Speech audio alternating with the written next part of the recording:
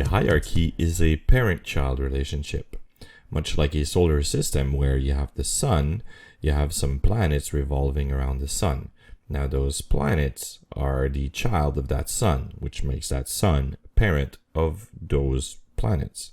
Now some of these planets may have some moons, which makes those moons child of those planets. It also makes those planets parents of those moons. Another example of that is to take a look at a tree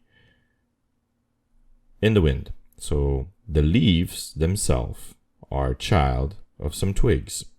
Those twigs are the child of some smaller branches. Now, those smaller branches are also child of bigger branches, and then the bigger branches are also the child of the trunk. Now, the tree itself is a child of the world it lives in or the ground underneath it.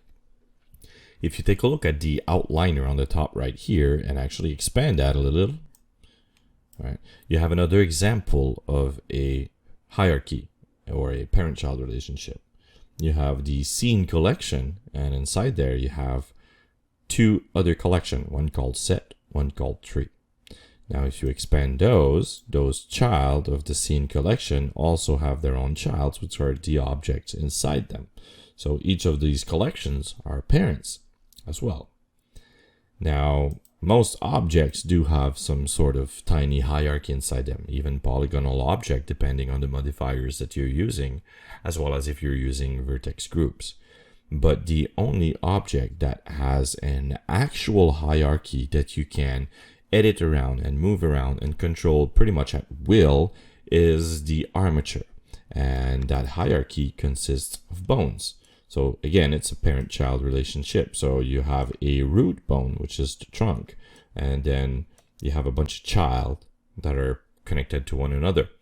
Now, depending on how they branch off, some of these are connected at the same bone.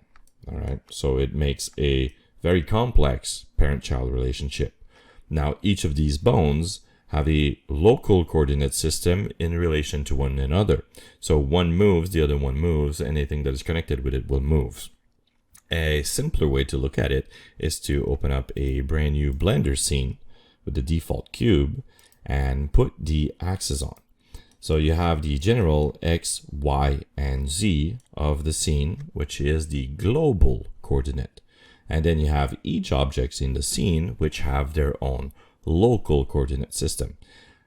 An easy way to demonstrate that is to put the gizmo on and make sure that the transform orientation are set to local, and grab an object like the cube and give it a rotation and move it in the world. You will notice here that the numbers have changed and the rotation have changed.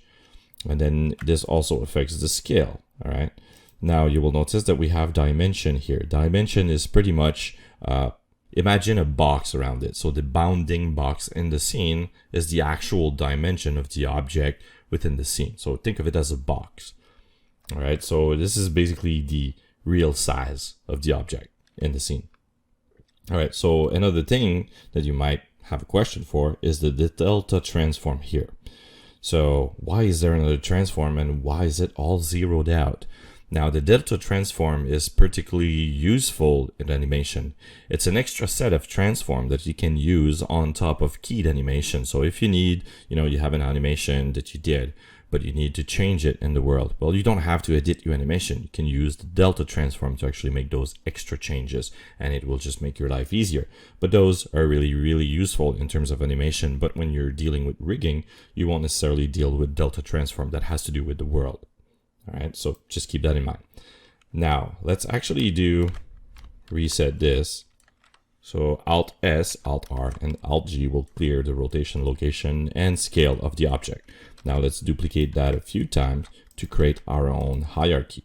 So if I select these two cubes that I duplicated with the Shift D and Shift select the last cube or this middle cube and press Ctrl P and choose Object, now I've created a parent-child relationship.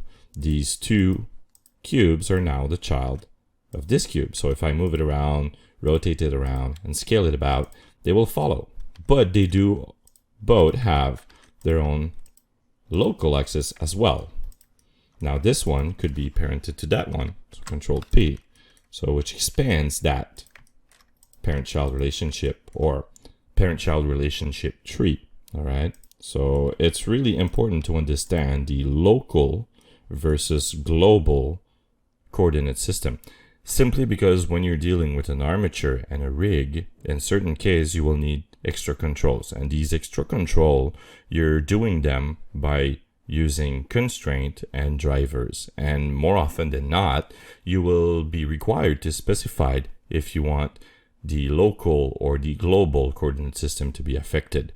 The values in the location as well as rotation and scaled field don't necessarily reflect the child's true position in the global environment.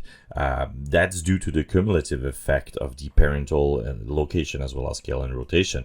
So when I move this around, the global space is not what is reflected here. This is the local space. So if I unparent this by pressing Alt-P and choose clear parent, you will notice that it keeps the same number, but the object jumps in the world space of these values. So if I undo this and I press Alt-P and then choose clear and keep transform, then you will notice that the numbers change to reflect the true values in the global world.